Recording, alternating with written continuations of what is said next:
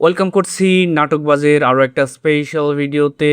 Thumbnail দেখেই বুঝতে পারছেন আজকে আমরা কথা বলবো কাছের কেউ নামে এই নাটকটি নিয়ে।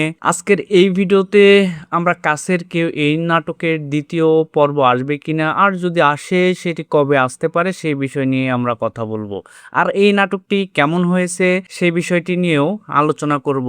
সো ভিডিওটি না টেনে সম্পূর্ণটা দেখুন, এবং যারা এখন পর্যন্ত নাটকবাজ এই চ্যানেলকে সাবস্ক্রাইব করেননি তারা দ্রুত সাবস্ক্রাইব করে নিন। কাছের কেউ নাটকে অভিনয় করেছেন আমাদের প্রিয় খায়রুল বাশার এবং সাদনিমা এবং খায়রুল বাশারের এই জুটিটার কাজ আমি এর আগে দেখিনি। যদি আপনারা দেখে থাকেন তাহলে অবশ্যই কিন্তু কমেন্ট সেকশনে জানিয়ে যাবেন। কাছের কেউ এই নাটকটি আপনারা দেখতে পাবেন হিয়া এন্টারটেইনমেন্ট ইউটিউব চ্যানেলে। এটি একটি পারিবারিক এবং রোমান্টিক ধাঁচের নাটক। এখানে পরিবারের টানাপোড়েন, ভুল বোঝাবুঝির মধ্য দিয়ে এই নাটকটি সামনে এগিয়েছে। যারা দেখেছেন তাদের কাছে কেমন লেগেছে পারিবারিক এবং রোমান্টিক ধাঁচের এই নাটকটি? এখানে সম্পর্কের জটিল সমীকরণ এবং জীবনে কি কি কারণে মোড় ঘুরিয়ে দেয় সেই বিষয়গুলো দেখানো হয়েছে।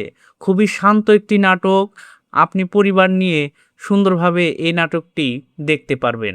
এখানে আমি প্রথমবার সাদনিমাকে খায়রুল বাশারের সাথে অভিনয় করতে দেখেছি। এখানে সাদনিমার অভিনয় আমার কাছে অনেক বেশি সুন্দর লেগেছে। শান্তশিষ্ট এবং সাবলীল অভিনয়ে এই নাটকটা অনেক সুন্দর সামনে এগিয়েছে। আর খায়রুল বাশারের কথা কি বলবো, বরাবরই খায়রুল বাশার তার জায়গাতে সেরা অভিনয়টাই করে থাকে। সো সাদনিমা এবং খায়রুল বাশারের এই জুটিটি আমার কাছে অনেক ভালো লেগেছে। আশা করি সামনে তাদের জুটির আরও অনেক ভালো কাজ পাবো। এরই মধ্যে এই নাটকটি 5 মিলিয়নেরও উপরে ভিউ দিয়েছে। বুঝতেই পারছেন আমাদের নাটক পাগল দর্শকরা এই নাটকটাকে কত ভালোভাবে গ্রহণ করেছে এবং প্রত্যেকটা মোমেন্ট এনজয় করেছে। সো যারা দেখেননি তারা কিন্তু অবশ্যই দেখে নেবেন এই নাটকটি।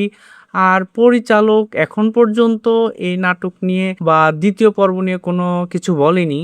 যদি বলে থাকে অথবা এই জুটিটাকে নিয়ে সামনে কোনো কাজ করার আপডেট দিয়ে থাকে, সেটি কিন্তু অবশ্যই পরবর্তী আপডেটে আপনারা জানতে পারবেন। সো কাছের কেউ এই নাটকটি যারা দেখেছেন তারা কিন্তু অবশ্যই লিখে যাবেন, কেননা যারা দেখেনি তারা কিন্তু আপনাদের কমেন্ট পড়ে সেই নাটকটা দেখে নেয়। সো কাছের কেউ এই নাটকটার সাফল্য কামনা করে আজকের ভিডিওটা আমরা এখানেই শেষ করছি।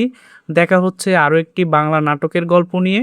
ততক্ষণ পর্যন্ত ভালো থাকবেন, সুস্থ থাকবেন এবং বাংলা নাটকের পাশে থাকবেন। ধন্যবাদ এতক্ষণ সময় দিয়ে পাশে থাকার জন্য।